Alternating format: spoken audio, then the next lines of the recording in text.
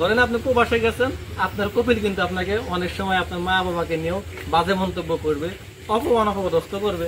কিন্তু আপনি যখন একটা খামার করবেন সেখানে কিন্তু আপনাকে বাজে কথা বলার মতো কেউ নাই, আপনাকে অপমান অপদস্থ করার মতো কেউ নাই। আপনার খামার, আপনার সবকিছু। পুরো ভিডিওটা না দেখে এবং সম্পূর্ণ কথা না শুনে ভাই কেউ কোনো আজে বাজে কমেন্ট করবেন না। কারণ আমি আমার প্রবাসী ভাইদেরকে অনেক ভালোবাসি, কারণ তারা হচ্ছে রেমিটেন্স যোদ্ধা। তারা নিজেদের জীবনকে বাজি রেখা তার ফ্যামিলির জন্য এবং আমাদের দেশের জন্য যা কিছু করে এটা অন্য কেউ করে না। তো আসসালামু আলাইকুম প্রিয় ভিউয়ার্স।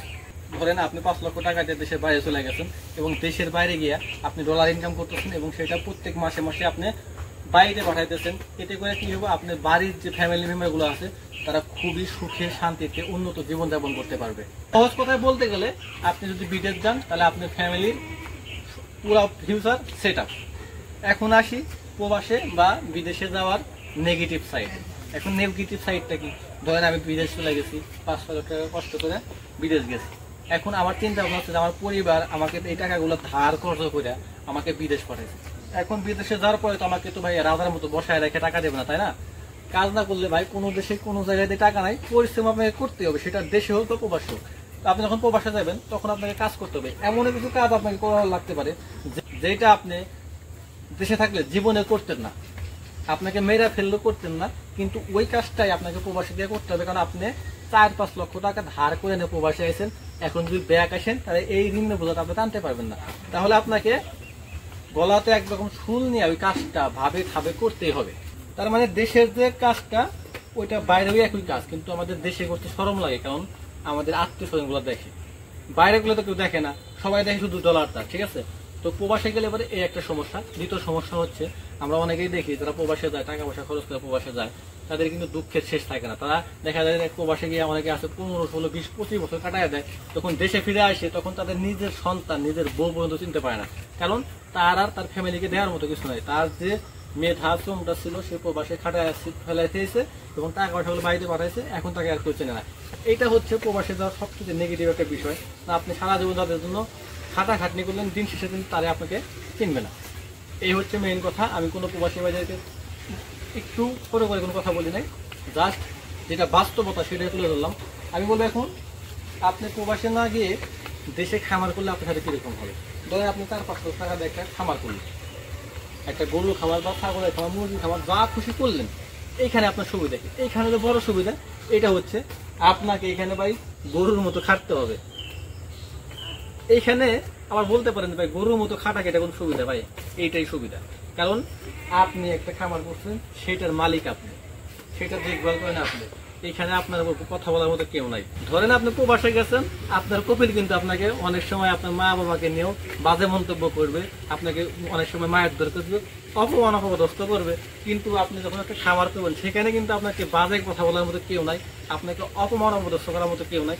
আপনার খামার, আপনার সবকিছু, আপনি পরিশ্রম করতেছেন, আপনাকে এখানে বাজে কথা বলার মতো কেউ নাই। হ্যাঁ, তবে আপনাকে প্রচুর পরিমাণ পরিশ্রম করতে হবে, আপনাকে গরু গোবর ফেলাইতে হবে এবং এলাকার মানুষ কিন্তু আপনাকে ছোট চোখে দেখবে, আয় এই ছেলেটা আছে শেষে এসে কিনে গরু গোবর ফেলাইতেছে।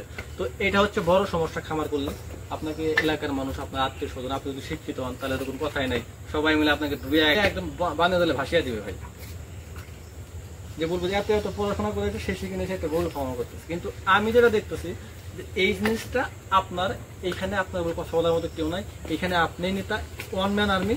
আপনি চাইলে সবকিছু করতে পারেন, আপনার মন চাইলেও আপনি গরুকে খাবার দিয়ে যায়, বাসায় গিয়ে রুমে ঘুমায় পড়ছেন, আবার সময় মতো এটা খাবার দিতেছেন।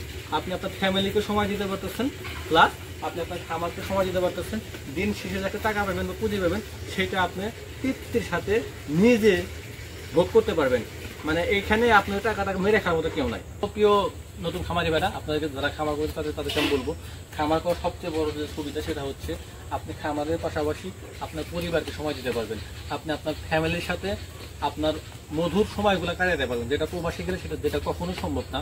যে সকল প্রবাসী ভাইরা আছে তারা কিন্তু সবসময় কিন্তু তাদের ফ্যামিলিকে মিক্স করে, তার পরিবার পরিজন, আত্মীয় স্বজন, ছেলে মেয়েকে মিস করে।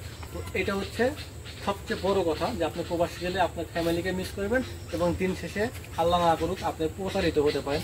আর আপনি যদি দেশে একটা কোনো কিছু করেন, ব্যবসা করেন বা খামার করেন, সেখানে যেমন আপনি আপনার ফ্যামিলিকে একটু সময় দিতে পারবেন, সাথে আল্লাহ যদি চায় আপনি যদি আপনার ওই ব্যবসাটাকে অনেক বড় করতে পারেন, দিন শেষে যারা আপনাকে নিয়ে সমালোচনা করছে তারা কিন্তু আপনাকে নিয়ে অনেক ভালো ভালো কথা বলবে। তো আশা করি সবাই ব্যাপারটা বুঝতে পারছেন। এখন বাকিটা আপনাদের ইচ্ছা, আপনারা প্রবাসে যাইবেন না খামার করবেন। এখন ভাই খামার করাও কিন্তু তার দেখানোর কথা না, এইখানে প্রচুর পরিমাণ কষ্ট করতে হবে ভাই, দিন রাত কষ্ট করতে হবে। আপনাকে গরুর জন্য আপনাকে নিজে ডাক্তার হতে হবে, গরুর জন্য নিজেকে আপনাকে মনে করেন ধারোদার হতে হবে, আপনাকে সব ধরনের কাজ করতে হবে। তো যদি আপনি ভাবেন যে না আমি কষ্টগুলো করতে পারবো, তাহলে আপনি খামার করেন। আর যদি ভাবেন যে না আমার জন্য বিদেশ যাওয়াই ভালো বা প্রবাসে যাওয়াই ভালো, তাহলে আপনি প্রবাস যেতে পারেন। এটা আপনার একান্তই ব্যক্তিগত ব্যাপার। আমি শুধু আমার মন্তব্যগুলো বললাম। যদি কোনো ভুল ত্রুটি হয় তো অবশ্যই সেটা আমাকে সবাই ক্ষমার দৃষ্টিতে দেখবেন। সবাই ভালো থাকবেন, সুস্থ থাকবেন। আসসালামু আলাইকুম রহমতুল্লাহ।